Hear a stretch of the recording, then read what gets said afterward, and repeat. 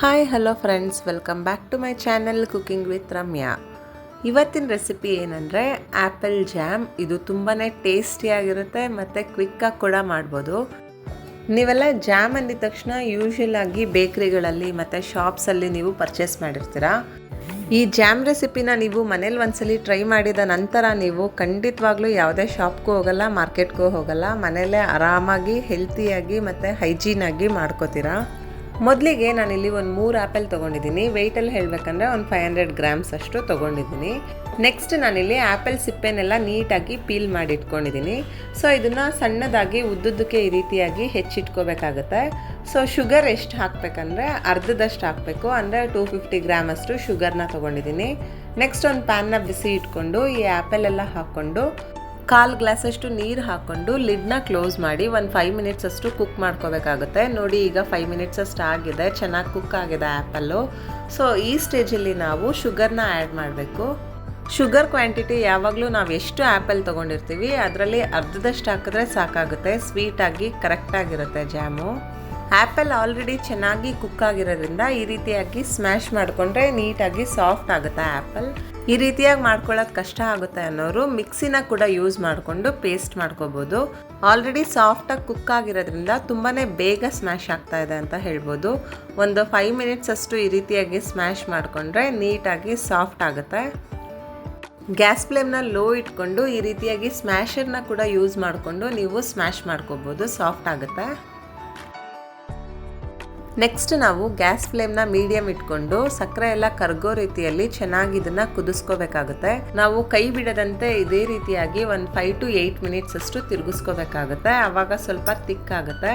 ಈಗ ನೆಕ್ಸ್ಟ್ ನಾವು ಒಂದು 1/4 ಟೀ ಸ್ಪೂನ್ ಅಷ್ಟು ಉಪ್ಪು ಹಾಗೆ 1 ಸ್ಪೂನ್ ಅಷ್ಟು ನಿಂಬೆ ರಸನ ಇದಕ್ಕೆ ಸೇರಿಸ್ಕೋಬೇಕಾಗುತ್ತೆ. ಲೆಮನ್ ಜ್ಯೂಸ್ ಮತ್ತು ಸಾಲ್ಟ್ ಹಾಕೋದ್ರಿಂದ ಇದು ಪರ್ಫೆಕ್ಟ್ ಜಾಮ್ ಟೇಸ್ಟ್ನ ಕೊಡುತ್ತೆ ಅಂತ ಹೇಳ್ಬೋದು. ನಾವು ಸ್ಟೋರ್ಸಲ್ಲೆಲ್ಲ ಪರ್ಚೇಸ್ ಮಾಡೋ ಅಂಥ ಜಾಮಲ್ಲಿ ಪ್ರಿಸರ್ವೇಟಿವ್ಸು ಮತ್ತು ಸಿಟ್ರಿಕ್ ಆ್ಯಸಿಡ್ನ ಯೂಸ್ ಮಾಡ್ತಾರೆ, ಇದು ಬೇಗ ಹಾಳಾಗದೆ ಇರೋದಕ್ಕೆ. ಸೊ ಆದ್ದರಿಂದ ನಾವು ಆದಷ್ಟು ಇದನ್ನೆಲ್ಲ ಹೆಲ್ತಿಯಾಗಿ ಮನೆಯಲ್ಲೇ ಮಾಡಿಕೊಟ್ರೆ ಮಕ್ಳಿಗೂ ತುಂಬ ಒಳ್ಳೆಯದು, ಹಾಗೆ ಸೇಫ್ ಅಂತ ಕೂಡ ಹೇಳ್ಬೋದು. ನಿಂಬೆಹಣ್ಣಿನ ರಸ ಮತ್ತು ಉಪ್ಪು ಹಾಕಿದ ನಂತರನೂ ಕೂಡ ನಾವು ಒಂದು 5 ಮಿನಿಟ್ಸ್ ಅಷ್ಟು ಚೆನ್ನಾಗಿ ತಿರುಗಿಸ್ಕೋತಾ ಕುದಿಸ್ಕೋಬೇಕಾಗುತ್ತೆ. ನೋಡಿ, ಟೆಕ್ಸ್ಚರ್ ಎಲ್ಲ ಪರ್ಫೆಕ್ಟಾಗಿ ಬಂದಿದೆ, ಹಾಗೂ ಸುತ್ತಲೂ ಕೂಡ ತಳ ಬಿಡೋದಕ್ಕೆ ಸ್ಟಾರ್ಟ್ ಆಗುತ್ತೆ. ಸೊ ನಾವು ಈ ಸ್ಟೇಜಲ್ಲಿ ಚೆನ್ನಾಗಿ ಕುಕ್ ಆಗಿದೆ ಜಾಮ್ ಅಂತ ಅರ್ಥ ಮಾಡ್ಕೋಬೋದು. ನೋಡಿ, ಈಗ ಸ್ವಲ್ಪ ಕ್ವಾಂಟಿಟಿನಲ್ಲಿ ಜಾಮ್ನ ತೊಗೊಂಡು ಈ ರೀತಿಯಾಗಿ ಕೈಯಲ್ಲಿ ಇಟ್ಕೊಂಡ್ರೆ ಅದು ಜಾರೋದಿಲ್ಲ, ಸ್ವಲ್ಪ ಸ್ಟಿಕ್ಕಿ ಆಗಿರುತ್ತೆ. ಸೊ ಈ ಸ್ಟೇಜಲ್ಲಿ ನಾವು ಗ್ಯಾಸ್ನ ಆಫ್ ಮಾಡಿ ಕೂಲ್ ಆಗೋದಕ್ಕೆ ಬಿಡೋಣ.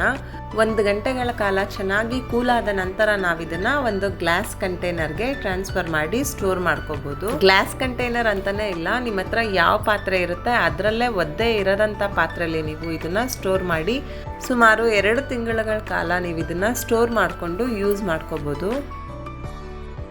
ನೋಡ್ತಾ ಇರ್ಬೋದು, ನಾನು ಕಂಪ್ಲೀಟಾಗಿ ಎಲ್ಲ ಜಾಮ್ನು ಕೂಡ ಜಾರ್ಗೆ ಟ್ರಾನ್ಸ್ಫರ್ ಮಾಡಿದ್ದೀನಿ. ಸೊ ಕಲರ್ ಆಗ್ಬೋದು, ಟೆಕ್ಸ್ಚರ್ ಆಗ್ಬೋದು, ಎಷ್ಟು ಚೆನ್ನಾಗಿ ಬಂದಿದೆ ನೋಡಿ. ಈ ರೀತಿಯಾಗಿ ಟೈಟ್ ಕ್ಯಾಪ್ನ ಹಾಕಿ ನೀವು ಸ್ಟೋರ್ ಮಾಡಿ ಇಟ್ಕೋಬೋದು. ಹೊರಗಡೆ ಕೂಡ 1 ವೀಕ್ವರೆಗೂ ನೀವು ಸ್ಟೋರ್ ಮಾಡ್ಬೋದು, ಅಥವಾ ಫ್ರಿಜ್ಜಲ್ಲಿ ಇಡ್ತೀರಾ ಅಂದರೆ 2 ಮಂತ್ಸ್ವರೆಗೂ ಆರಾಮಾಗಿ ಬರುತ್ತೆ. ಈ ಜಾಮ್ನ ನೀವು ಬ್ರೆಡ್ ಜೊತೆ ಅಥವಾ ದೋಸೆ, ಚಪಾತಿ ಜೊತೆ ಕೂಡ ಸರ್ವ್ ಮಾಡ್ಬೋದು. ತುಂಬಾ ಟೇಸ್ಟಿಯಾಗಿ ಹಾಗೆ ಒಳ್ಳೆ ಕಾಂಬಿನೇಷನ್ ಆಗುತ್ತೆ.